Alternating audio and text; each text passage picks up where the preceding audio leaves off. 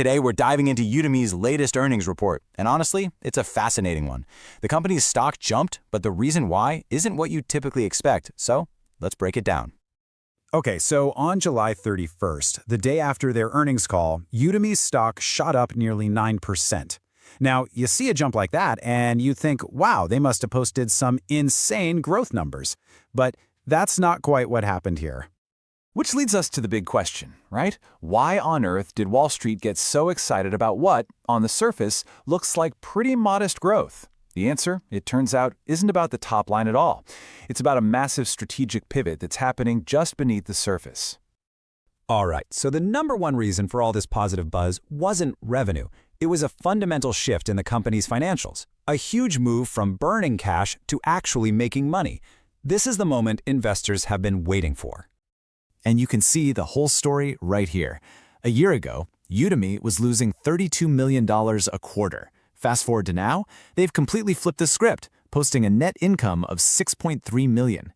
I mean, that's not just a small improvement, it's a nearly $40 million swing to the positive. And that $6.3 million figure is the real hero of this story. This is Udemy's first ever positive GAAP net income. We're talking official, by-the-books profit since the company went public. This isn't just about having one good quarter. It signals a whole new era of financial discipline for the company. So, beyond that headline profit number, how did the rest of the quarter shape up?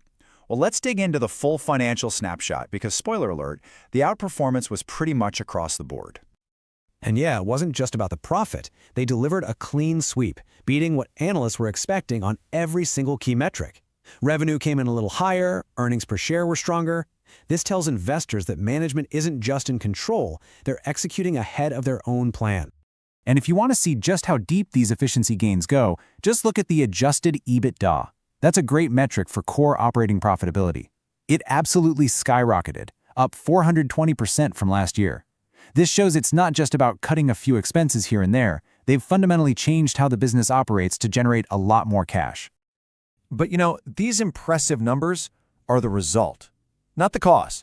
The real engine powering this whole turnaround is a major strategic pivot that the management team is calling Udemy 2.0.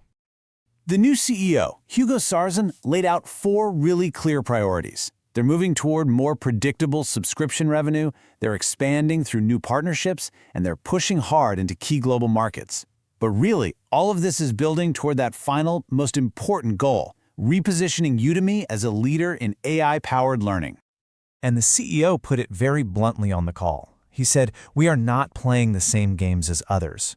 This isn't just about adding a cool AI feature. It is a deliberate strategy to carve out a unique space where their competitors just can't easily follow."